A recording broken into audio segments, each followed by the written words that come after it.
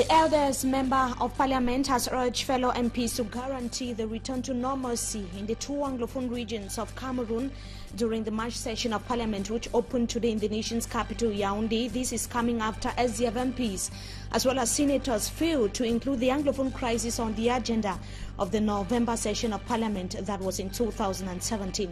Also in this newscast, the Association for the Defense of Students' Rights, known in its French acronym as ADEC, has so far called for the unconditional release of the various teachers that are currently being detained in the nation's capital, Yaoundé.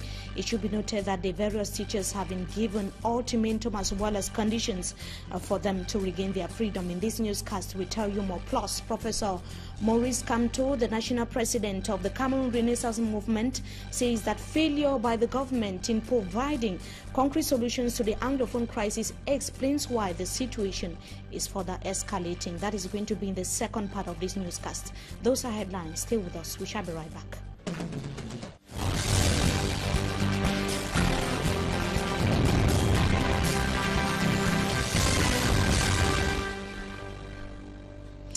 Let's begin right away in the nation's capital, Yaoundé. Good evening to you, ladies and gentlemen. We thank you so much for joining us. The eldest member of parliament has called on the members of the lower house to mobilize during the first plenary sitting for the 2018 legislative year and guarantee the return to normalcy in the two Anglophone regions of Cameroon. Honorable Eno Tanjong condemned violence and the recent killings of soldiers and gendarmerie officials in the northwest and the southwest regions.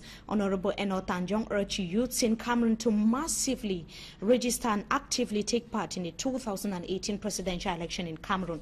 At the level of the Senate, it was the last plenary sitting for the members of the upper house whose mandate would expire this month when the senatorial election would finally take place. That's going to be on the 25th of March 2018. The eldest member of the Senate, Vendredi Mukete, pledged the full support of the Senate to the President of the Republic in addressing the current socio-political crisis rocking the two Anglophone regions of Cameroon and also in the preservation of national unity in the country. Senator Vendredi Mukete commended the efforts of the President of the Republic in guaranteeing national unity and fostering economic growth.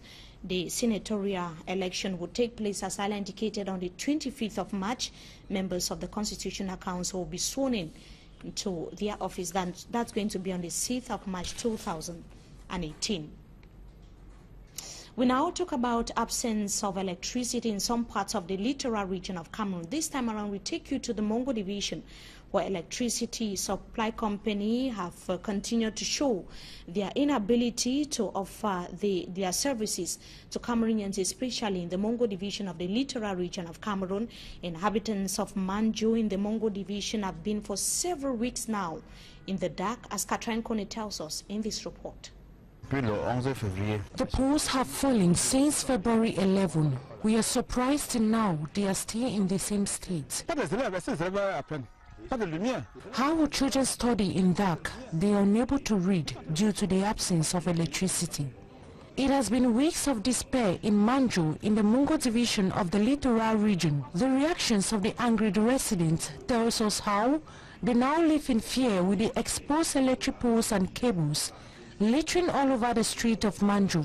Activities have been paralyzed due to the absence of electricity. Students, on their part, complain of facing difficulties preparing for their examination due to the power cut. The impact of the problem is general, as several neighborhoods are being affected.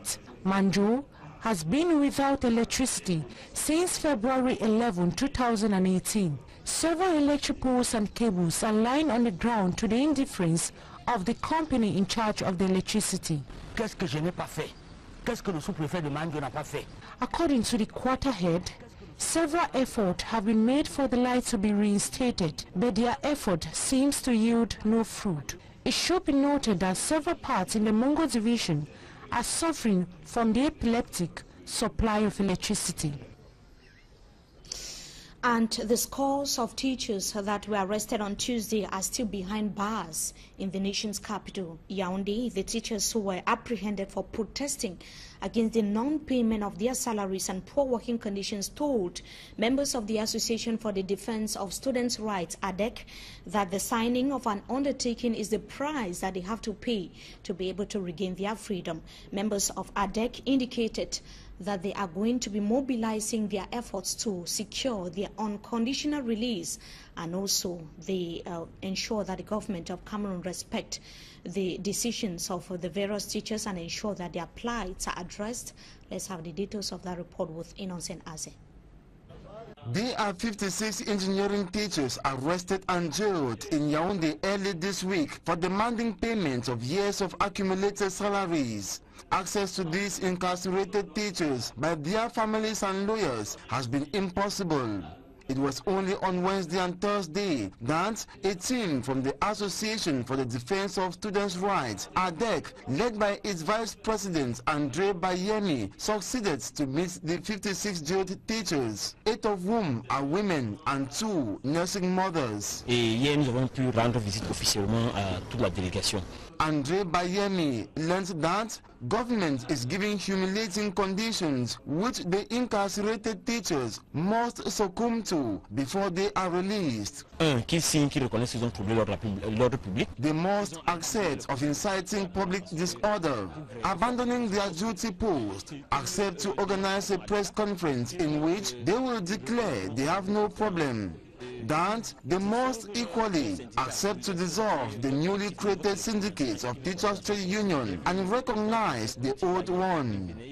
Government added that the teachers should accept they will quit all WhatsApp groups, and the worst being to accept their salaries are already being paid and ask for forgiveness from government. Et le pire, c'est de reconnaître que les salaires passent déjà. The teachers have stood on ground. They will never sign such conditions before they are liberated, reiterating they are fighting for their rights. Le grand nombre reconnaît qu'ils sont dans leurs droits et que c'est l'État qui devrait normalement leur demander pardon. Members of the Association for the Defense of Students' Rights have vowed to continuously fight for the unconditional release of the 56 teachers treated as rubbish by government authorities. Nous restons mobilisés pour que l'État libère ses enseignants sans condition aucune. Lawyers are already warming up to defend the teachers whose rights are grossly violated by government big guns. In the southwest region of Cameroon, we take you now down memory lane in 1998 when Mount Cameroon in Boya Fako division erupted, destroying houses and property. The promise that was met during that time by the President of the Republic of Cameroon to local inhabitants in what is now called the Poto Poto neighborhood is still to be fulfilled. Life has not been the same again since the incident occurred, according to some local inhabitants. Derek Jato takes us to that part of Cameroon, and now, or as Cameroon is now observing the International Day for Civil Protection. His report.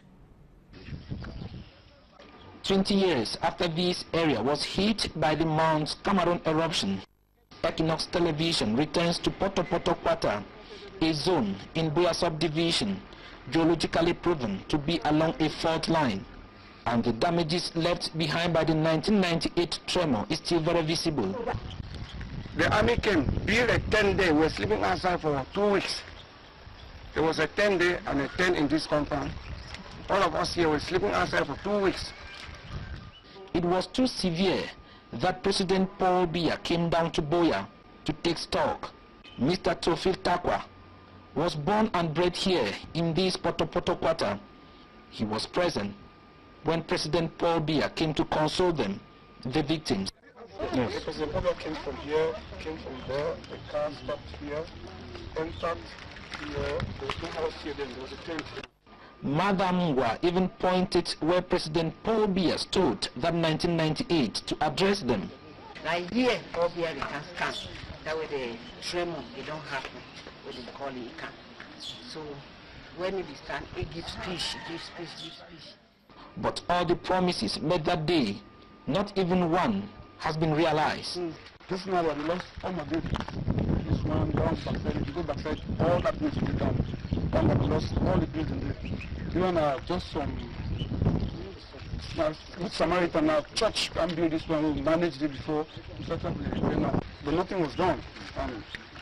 There was no fund. There was nothing done.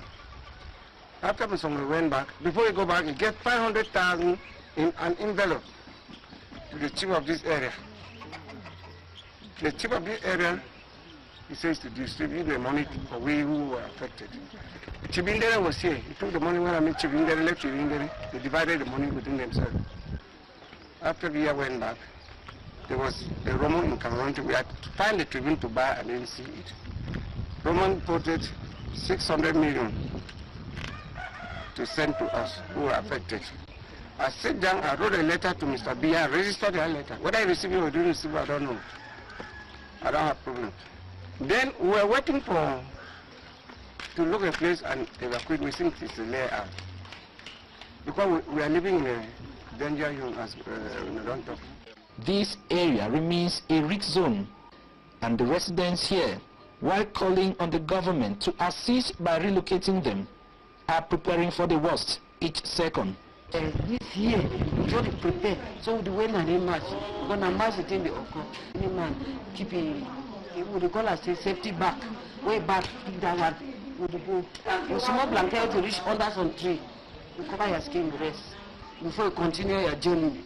As Cameroon joined the rest of the world to celebrate the 2018 International Day of Civil Protection, which is celebrated under the theme, Civil Protection and National Institutions for a More Efficient Management of Catastrophes, Mr. Matthew Theophile, the head of Economic, Social and Cultural Division at the Southwest Governor's Office, who was on the field, called on the public to stop constructing in risk-prone zones.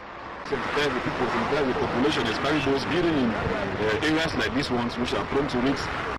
The fact that until now nothing has happened, it doesn't mean something will not happen.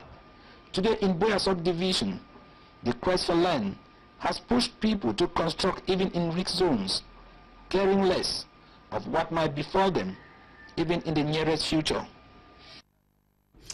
And the national president of the Reform Party, Senior Barrister Ashu Agbo Emmanuel, has said that he is going to kick out the Biya regime and save Cameroon from drowning in the plethora of economic, social and political problems plaguing her and her people. He was leading, or he said that he's going to be leading his party at the 2018 presidential election in Cameroon with what he qualified as the master plan for the development and growth as well as the well-being of the entire population in Cameroon. Here now is an extract of his declaration during the press conference that he held yesterday here in the economic capital, Douala. He spoke to Babla Jonathan.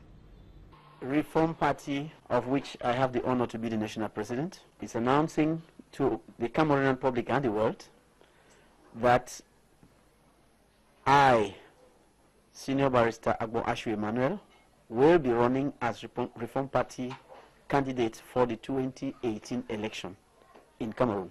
Reform Party is the only party in this country and maybe in Africa that feels that employment can be created from our own means. We don't need foreign investors. We don't need foreign banks, what the people call bailleurs de fonds. We don't need them. We have enough resources here to create enough employment to employ our youth and prevent them from going to die at Lampedusa. It is really astonishing that Cameroon is a producer of palm oil, a giant producer, but we import oil from Gabon. And I ask myself the question: we have the big oil mills here.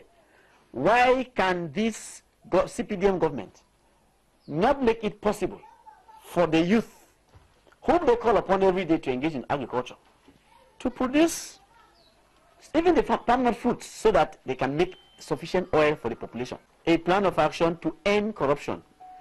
We are not talking about reducing it, we say to end corruption. I want to take the first part of it, which is the institutional measures that we want to put in place to end corruption. We thank the CPDM regime for creating KONAC and the audit bench But we say that this government has made nonsense of those two institutions by saying that their reports have to go to the president. We are saying that if KMER were to table channel its reports to a magistrate, like the president, like the Procurator General of the Supreme Court, that magistrate will send this report against the people who have stolen our monies to the competent court that will immediately arrest them. And the audit bench, you have the audit bench which is supposed to look into the accounts of, audit bench of Supreme Court, look into the accounts of parastatal companies and the directors of public, managers of public funds. But unfortunately, this court does not pass any judgment. So we think that it is a court that has no use. That ought to be an audit department under the Procurator General of the Supreme Court. If we make it an audit department, and that department finds that somebody has, any manager of public funds has misappropriated, then you send him to court. The President of the Republic has nothing to do about any person who has stolen and must be made to answer for the monies he has taken. So institutionally, we think that those two institutions have to be brought under the Procurator General of the Supreme Court. I want to say that under the Reform Party proposals, we don't want Minister of Justice, because that minister was put in place purposefully to bring the judiciary under the feet of the government, which is wrong. Cameroon is a unitary, decentralized state, and the decentralization structures of Cameroon are the region and the councils. Instead of that, we have a hyper-centralized system that is in place. I want to say that this system that is in place is unconstitutional because the Constitution has given us the structures that should be in place. So what is Reform Party proposing? We are proposing a very simple decentralized system that will have the advantage of cutting down government spending, simplifying administration, bringing administration to the village level. And the practice of slaughtering an animal as time passes by is fast becoming a profession. Admired by many here in the economic capital, Douala, butchers are clamoring for a day to be set aside for them to be able to exhibit their know-how. Smart Njikan Gabriel now highlights their activity in the following report. 357 days are being recognized in a year as international days, but they don't have deers. They are bushes, and they also want to be recognized in their profession. 357 journées mondiales. Il n'existe pas de journée mondiale pour les bouchers. It is on this that bushes are now requesting that the government should recognize them. The brain behind the International Day for Bushes to be set is Pierre Angelo. He tells us the reasons for the move. Et ça peut faire en sorte que le gouvernement tienne en compte. It could be a way for the government to be aware of the plight of bushes. It will equally enable the bushes to know their rights. My objective is that Cameroon should be the birthplace of the International Day for Bushes. Que ce soit le Cameroun qui soit le précurseur de cette journée mondiale. At the New Daido market, the bushes explained to us that a majority of their customers are women, fondly called ASO. To enable the bushes effectively go about their exercise, a knife, an axe, and a kilo are some of the equipment used. Meanwhile, the prices of their slices of meat depend on the quantity the buyer needs. The consumption of meat enables one to acquire vitamins B3, B6, and B12, which are essential for growth. We now take you right to news out of Cameroon. Another terrorist attack hits Ouagadougou, the capital of Burkina Faso. Militants attacked the capital of the country that was today, leaving 7 security forces of Burkina Faso dead and at least 50 people seriously injured. Let's have the details with Oro News. The capital of Burkina Faso, Ouagadougou, is in uproar after a series of attacks on the army headquarters, the French Embassy and Cultural Institute, and the Prime Minister's office. Army HQ was hit by an explosion, and masked gunmen were seen entering the compound. French citizens in the country are being urged to stay at home, and security forces are cordoning off the zones where fighting is underway. French troops are deploying to help the Burkinabe special forces, and sustained gunfire can be heard around the city. And before we talk about our interview of the day, it should be noted that movements of commercial and private vehicles between 7 p.m. to 6 a.m. have been prohibited in 5 divisions in the southwest region of Cameroon. The decision signed by the governor of the southwest region, Bernardo Kaliabila, yesterday is to be implemented in Manyu, Lebia, Lemdiang, and also Meme, as well as Kupe Manenguba divisions. Fako has been spared as far as the administrative order is concerned. The injunction to last for 3 days, or 30 days rather, renewable, is to maintain peace and security in the entire region, according to the governor. Now, Professor Maurice Kamto has declared that the President of the Republic of Cameroon has failed to provide lasting solutions to the Anglophone crisis. The national president of the Cameroon Renaissance Movement told me, that was yesterday, that the government has not been able to identify the problems raised by English-speaking Cameroonians in the country, and that has led to the further escalation of the socio-political unrest rocking the northwest and the southwest regions of Cameroon. Professor Maurice Kamto, who has been Minister Delegate at the Presidency, or rather Minister Delegate at the Ministry of Justice in Cameroon, before his resignation in 2011, equally reacted on the situation of Anglophone Cameroonians seeking refuge in neighboring Nigeria, as well as future elections to be organized in Cameroon. Let's hear him in the following interview. I'm more than concerned by the way the government has handled the matter, or has not handled at all. First of all, now they try to say, okay, it was just a matter of education, as you said, and legal system or whatsoever. But we are far beyond that now, because at the very beginning, the government, starting with the head of state himself, could have gone there, meet his people. He has been elected for that reason, to handle any situation occurring in the country. I don't understand why after 2 years he has not been able to go there, or to send a special message to the population of that area. They are Cameroonians. Whether you like it or not, they are Cameroonians. And for me, I don't make any difference between Cameroonians. They are dying. On both sides, they are Cameroonians. And we have to settle the matter.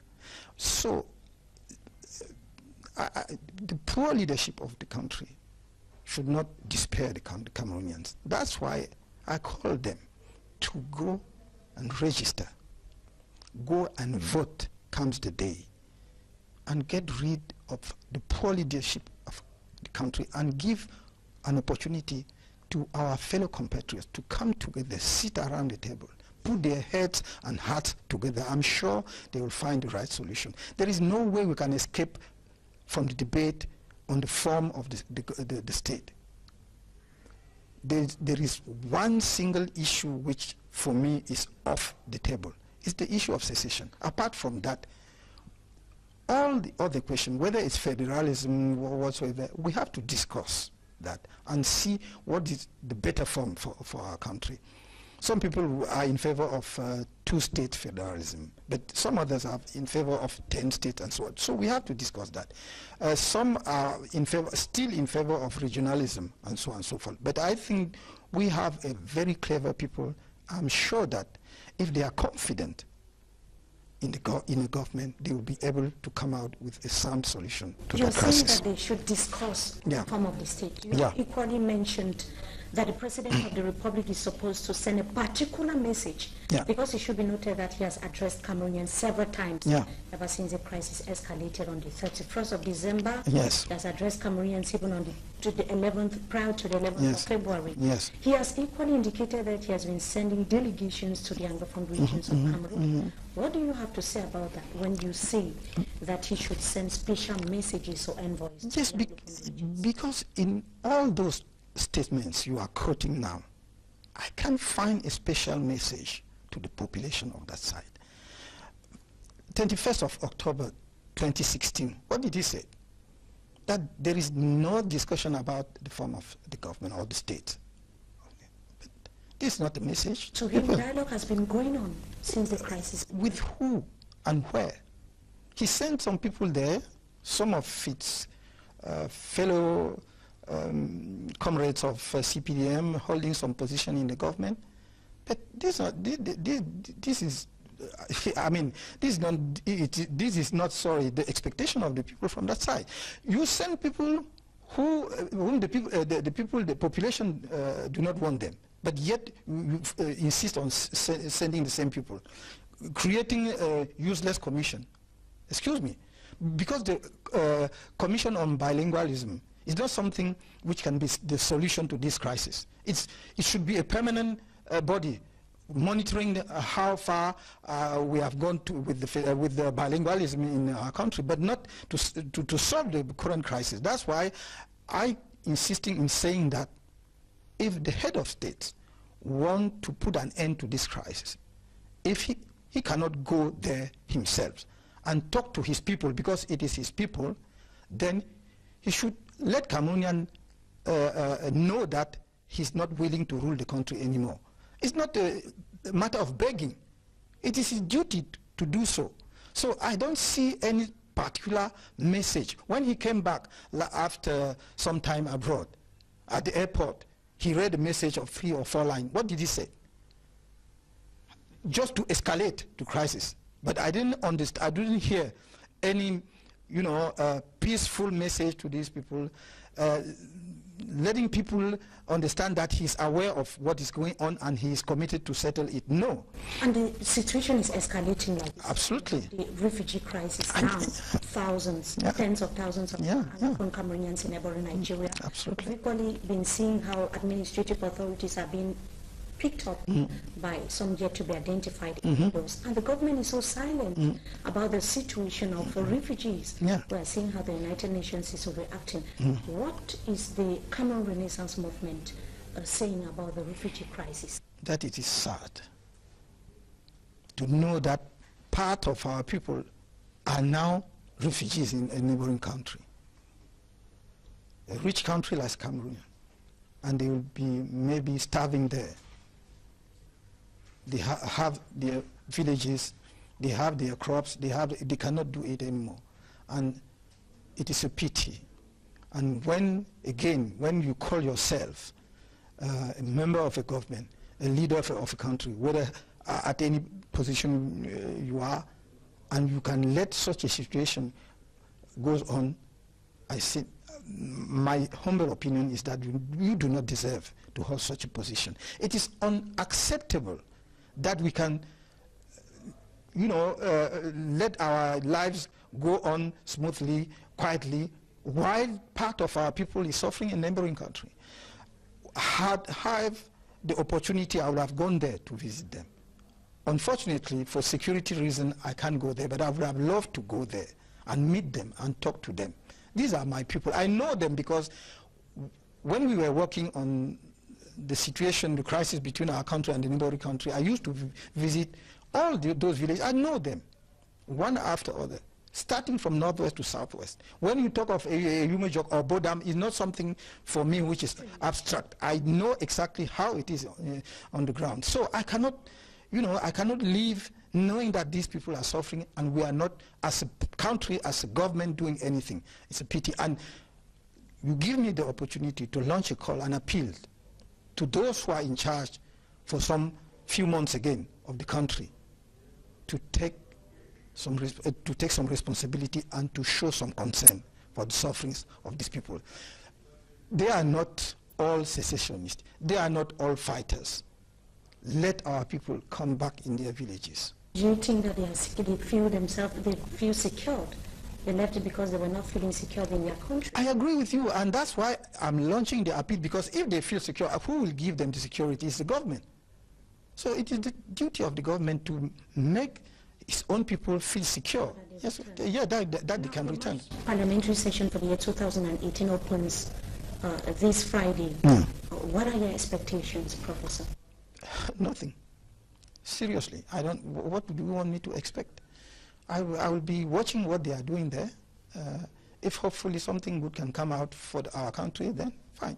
Are you going to be the candidate for the CRN party? Hopefully my comrades will pick me up as their candidate, but for now they have not yet done so, because the convention of our party will take place on the 13th, 14th and 15th of April. And after that you will know if I'm the candidate or not, but I'm very hopeful. What are your views on political transition in Cameroon today? Do you think that it can be enough to unseat the current regime that has been there for more than 30 years? Many say it's a solution. Yes, I don't use the word transition, because transition is something different. Transition means that you are coming out of,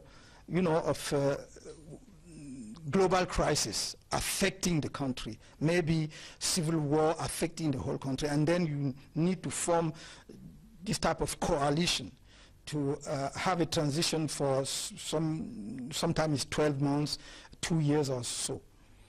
I think rather than if Cameroonian people register massively, go and vote massively comes the day, and monitor their vote, then we'll win. And definitely, I'm sure that, believe me, I'll come back here in your studio and you will call me Mr. President.